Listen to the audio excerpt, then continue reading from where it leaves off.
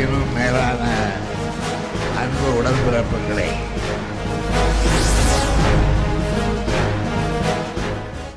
என் உயிரினும் மேலான அன்பு உடன்பிறப்புகளே, தமிழக அரசியல் வரலாற்றின் மாபெரும் ஆளுமை, 3/4 நூற்றாண்டுக்கும் மேலாக தமிழ் மண்ணின் அரசியலை தீர்மானித்தவர் திமுக தலைவர் மு. கருணாநிதி.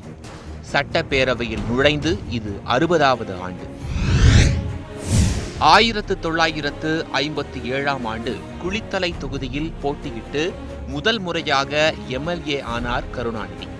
1962இல் தஞ்சை, 1967 மற்றும் 1971ஆம் ஆண்டுகளில் சைதாப்பேட்டை, 1977 மற்றும் 1980இல் அண்ணாநகர், 1989 மற்றும் 1991ஆம் ஆண்டில் துறைமுகம், 1996, 2001 மற்றும் 2006ஆம் ஆண்டுகளில் சேப்பாக்கம், 2011 மற்றும் 2016ஆம் ஆண்டில் திருவாரூர் என 13 சட்டப்பேரவை தொகுதிகளில் போட்டியிட்டு அனைத்து தேர்தல்களிலும் வெற்றி பெற்றார்.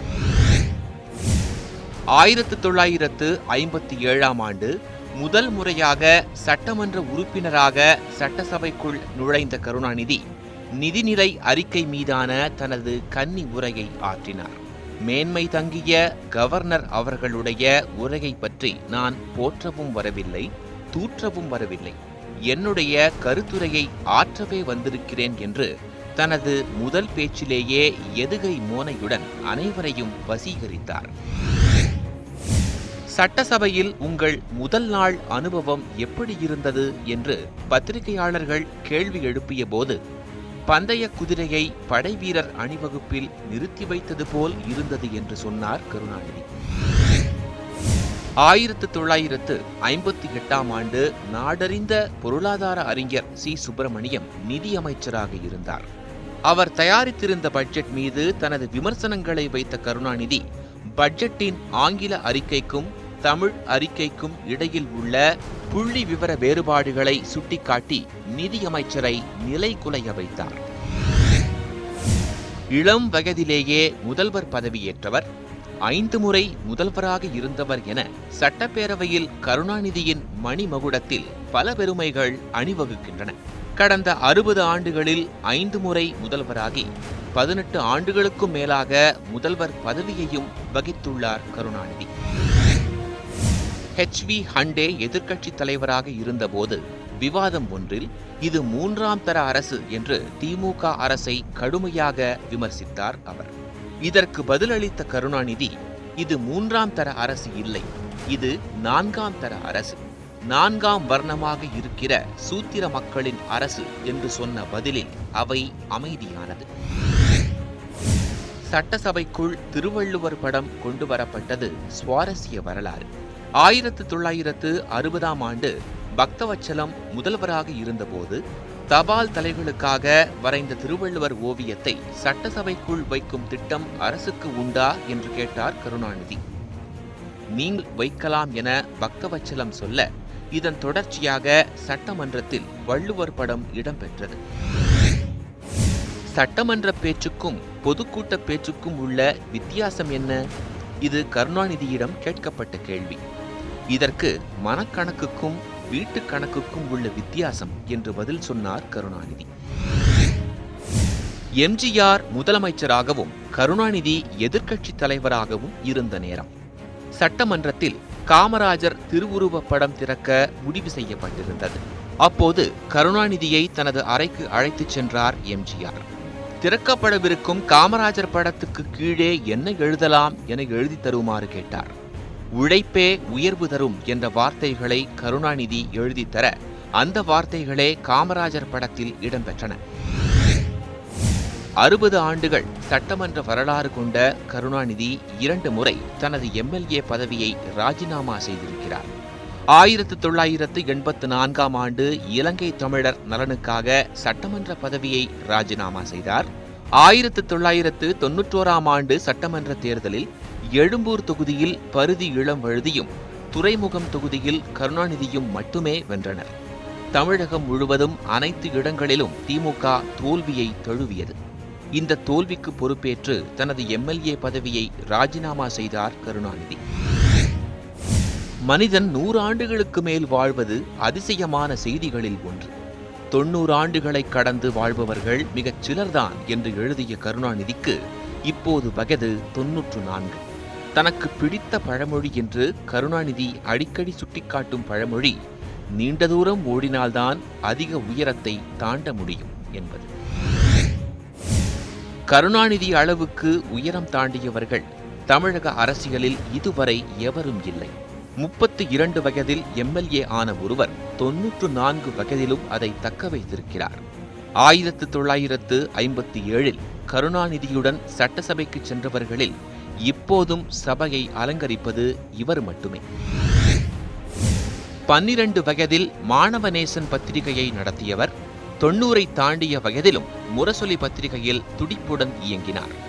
17 வயதில் தமிழ்நாடு மாணவர் மன்ற தலைவராக இருந்தவர் இப்போதும் திராவிட முன்னேற்ற கழகத்தின் தலைவராக இருக்கிறார். என் உயிரினும் மேலான அன்பு உடன்பிறப்புகளே,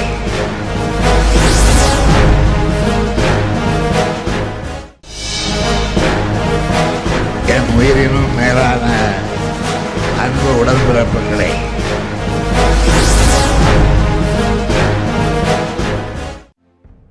1971 ஆண்டு தமிழ்நாட்டின் முதலமைச்சராக பொறுப்பேற்ற கருணாநிதி 1953 ஆண்டு கள்ளக்குடி போராட்டத்தில் கைதாகி சிறையில் இருந்தபோது அங்கே தங்களுக்குள் ஒரு அமைச்சரவையை அமைத்து முதலமைச்சரானார். சிறையில் இருந்த தொண்டர்களின் உணவு தேவையை நிறைவு செய்த காரைக்குடி ராமசுப்பையாவை உணவு அமைச்சராக்கினார். சிறையில் நாடகம் போட்ட கருணாநிதி ராமசுப்பையாவை சீன புரட்சி தலைவர் மாவோவாக நடிக்க வைத்தார். 1967 ஆண்டு தேர்தலில் திமுக வேட்பாளர் பட்டியலை அறிவித்த அண்ணா சைதாப்பேட்டை வேட்பாளர் 11 லட்சம் என்று அறிவித்தார்.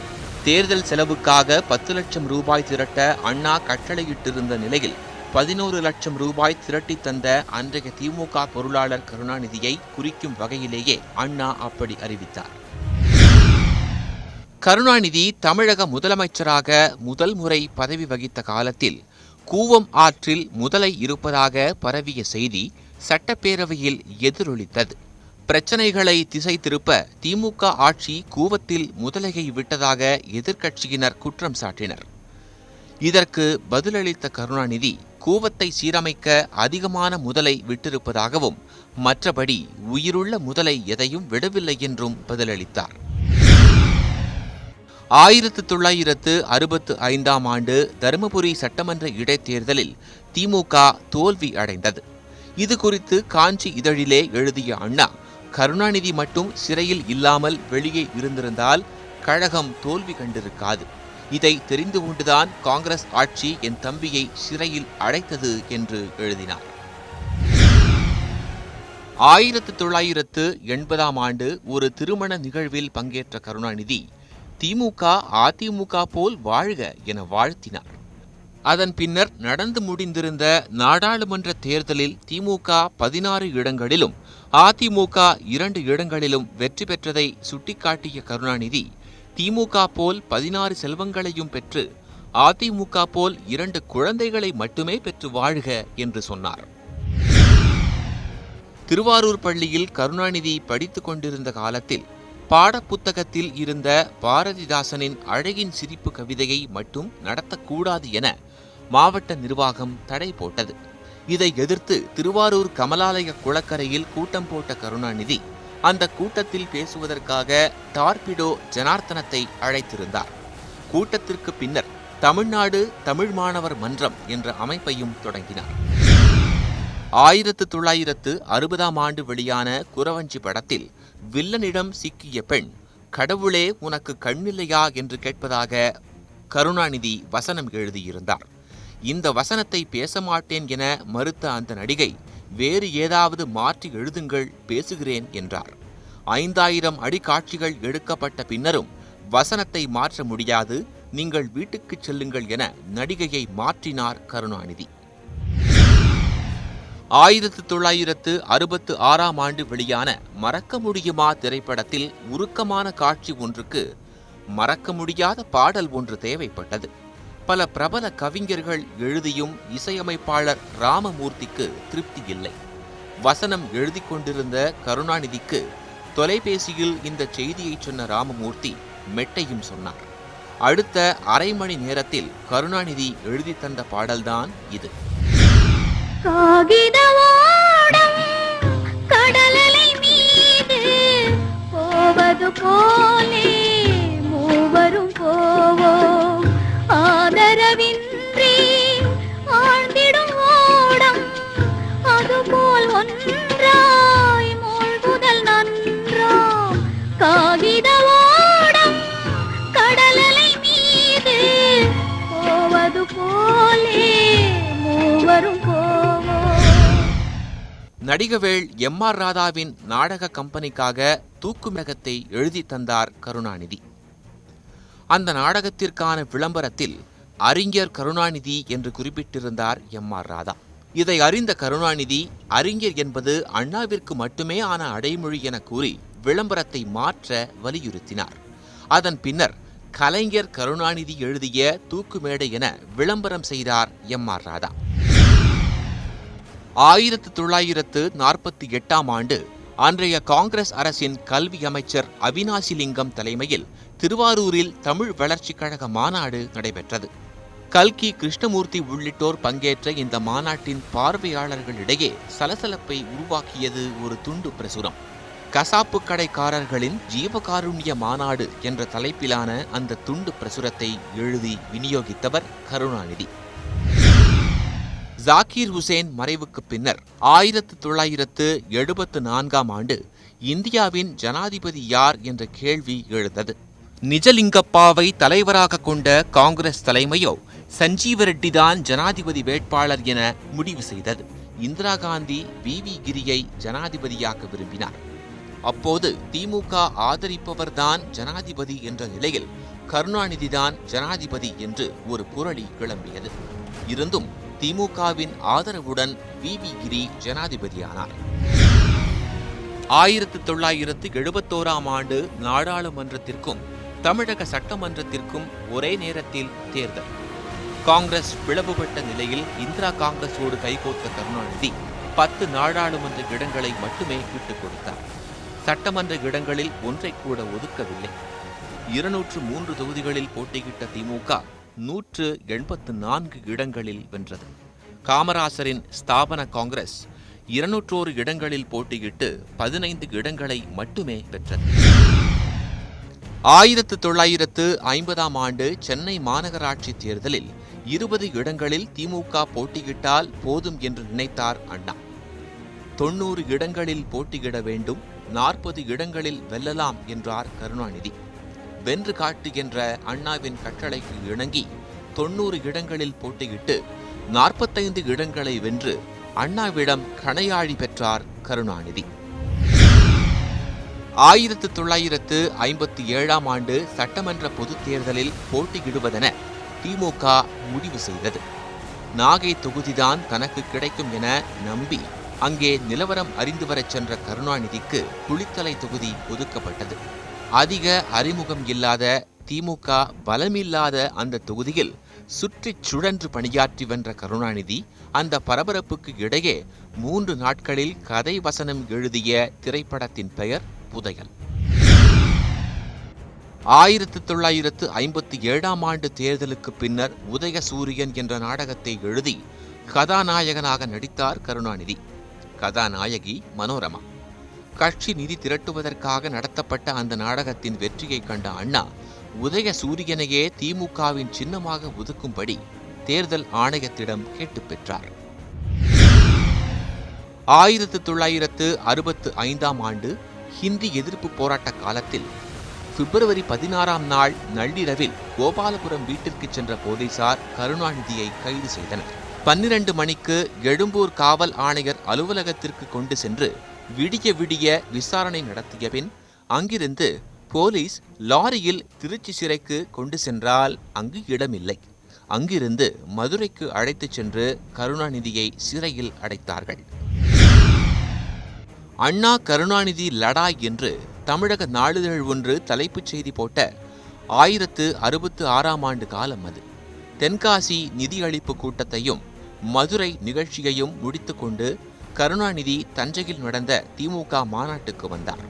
அப்போது உரையாற்றிக் கொண்டிருந்த அண்ணா செல்லமாய் கருணாநிதிக்கு ஒரு குட்டு வைத்துவிட்டு இனி தம்பி உரையை தொடருவான் என அறிவித்தார். அண்ணா பேசிவிட்டார் என்றால் தமிழே பேசிவிட்டது, தமிழ்நாடே பேசிவிட்டது என்று சுருக்கமாக தன் உரையை முடித்தார் கருணாநிதி. என் உயிரினும் மேலான அன்பு உடன்பிறப்புகளே,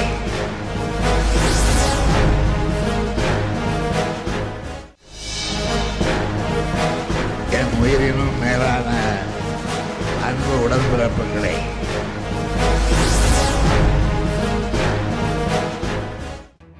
தான் எடுத்துக்கொண்ட அனைத்து துறைகளிலும் வெற்றி கொடி ஏற்றியவர் கருணாநிதி என்றும், கருணாநிதி ஒரு வரலாற்று நாயகன் என்றும் புகழாரம் சூட்டுகிறார் தமிழக காங்கிரஸ் கமிட்டி தலைவர் திருநாவுக்கரசர். சில பேருக்கு எழுத வரும், பேச வராது. சில பேருக்கு பேச வரும், எழுத வராது. தமிழில் இருக்கிற அத்தனை படிவங்களிலேயும் அவர் புகழ்கொடி நாட்டியவர்.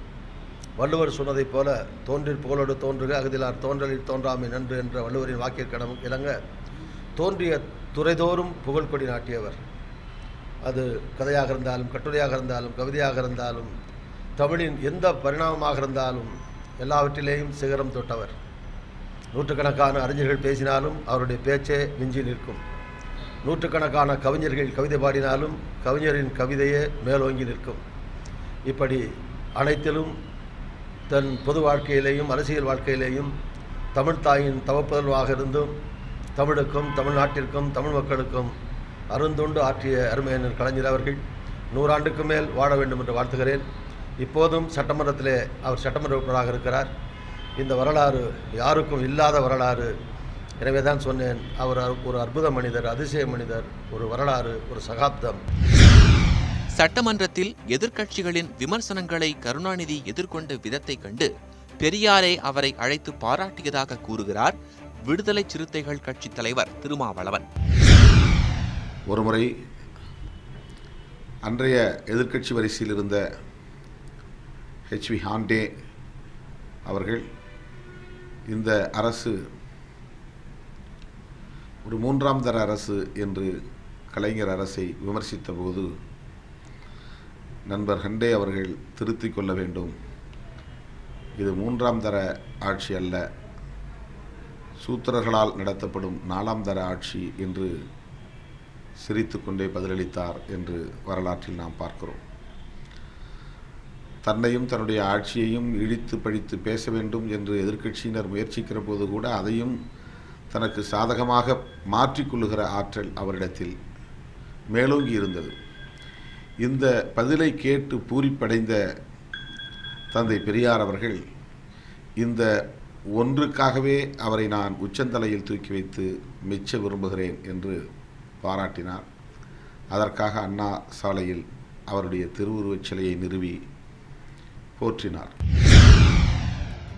கருணாநிதி ஒரு அரசியல் பிம்பம் என்றும், அறிஞர் அண்ணா தொடங்கிய திராவிட முன்னேற்றக் கழகம் இன்று வரை நீடித்து நிலைத்திருக்க ஒரே காரணம் கருணாநிதிதான் எனவும் சொல்கிறார் நடிகர் ராதாரவி. கலைத்துறையிலும் முத்திரை பதித்த கருணாநிதிக்கு கலைஞர் என்னும் அடைமொழி கொடுத்தது தன் தந்தை MR ராதா என்பதில் பெருமை அடைவதாக நெகிழ்ச்சியுடன் நினைவு கூர்கிறார் ராதாரவி. 1947 தூக்குமேடை நாடகத்தை என்னுடைய தந்தையாருக்கு எழுதியவர் கலைஞர் அவர்கள். அப்போ தான் எங்கள் அப்பா என்ன செஞ்சார்னா, அவர் தான் தெரியுமே, அவருக்கும் பேரறிஞர் அண்ணாவுக்கும் சின்ன மனத்தாங்கல் இருந்தது. அதனால் அந்த மனத்தாங்கலுக்காக அவர் என்ன செஞ்சிட்டார்னா, அறிஞர் கருணாநிதின்னு போட்டார் போஸ்டரில், எழுதிய தூக்குமேடைன்னு. இல்லைண்ணே, ஒரு அறிஞர் தான் இருக்க முடியும், 2 பேர் இருக்கக்கூடாது அப்படின்னு இவர் சொல்ல, அப்படியா கலைஞர் கருணாநிதின்னு கொடுத்துட்டார். இன்றைக்கி கூட சரி, கலைஞர் அதை சொல்கிறார். 1985 எங்கள் அப்பா சில திறப்புழாவில் அதை சொல்கிறார் ஞாபகமாக. அதாவது ஒரு முறை சொல்லும்போது, கலைஞர் அவர்களே சொல்லும்போது, வேட்டி துண்டு என்பது என்னுடைய மந்திரி பதவி போல் தூக்கி போட்டுருவேன், ஆனால் வேட்டி என்பது கலைஞர் பட்டத்தை போல அதை விட்டு கொடுக்க மாட்டேன்னு சொன்னார். 80 ஆண்டுகள் பொது வாழ்க்கை அனுபவமும் 70 ஆண்டுகள் கலைத்துறை அனுபவமும் கொண்ட உலக சாதனையாளர் கருணாநிதி என கூறும் நடிகர் வாகை சந்திரசேகர், கருணாநிதியின் வசனத்தை பார்த்தே தூய தமிழ் பேச பல நடிகர்கள் கற்றுக்கொண்டார்கள் என்கிறார். ஒரு இனத்திற்காகவும் ஒரு மொழிக்காகவும் நம்ம பிறந்த மண், நம்ம பேசுகிற மொழி, அதற்கு பங்களிப்பு ஏதாவது ஒன்று செய்வன் தான் உண்மையான அந்த மண்ணை நேசிக்கிற அந்த மண்ணுக்கான ஒரு சொந்தக்காரன் என்பது வகையில் பார்க்கின்ற பொழுது தலைவர் கலைஞரோட ஒரு சிறந்த ஒரு போராளி பார்க்க முடியாது. அப்படிப்பட்ட மாபெரும் தலைவர். 94 வயது வரைக்கும் யார் வேணாலும் வாழலாம். 94 வயதுன்றது ஒரு பெரிய விஷயம் இல்லை. ஆனால் 94 வயது வரைக்கும் எப்படி வாழ்ந்தார் என்பது தான் ஒரு பெரிய இது. இப்போ இந்த ஓய்வெடுக்கிற இந்த ஒரு 60-90 நாட்கள் இல்லை 2 மாதம் இந்த ஓய்வுக்கு முன்னாடி வரைக்கும் பேசிக்கொண்டு, எழுதி கொண்டு, பத்திரிகைகள் படித்து கொண்டு, மேடையில் ஏறி பேசிக்கொண்டு, உடன்பிறப்பு என்று கடிதம் எழுதி கொண்டு, ராமானுஜம் துறை கதை வசனம் எழுதி கொண்டு, இவ்வளவையும் செய்து கொண்டிருக்கின்ற ஒரு மாபெரும் தலைவரை உலகத்தில் நாம் பார்ப்பது அதிசயம். 20ஆம் நூற்றாண்டு தமிழ் அரசியல் வரலாற்றில் கலை, இலக்கியம், அரசியல், சமூகம் என அனைத்து தளங்களிலும் தன் பெயரை அழுத்தமாக பதிவு செய்திருக்கிறார் கருணாநிதி.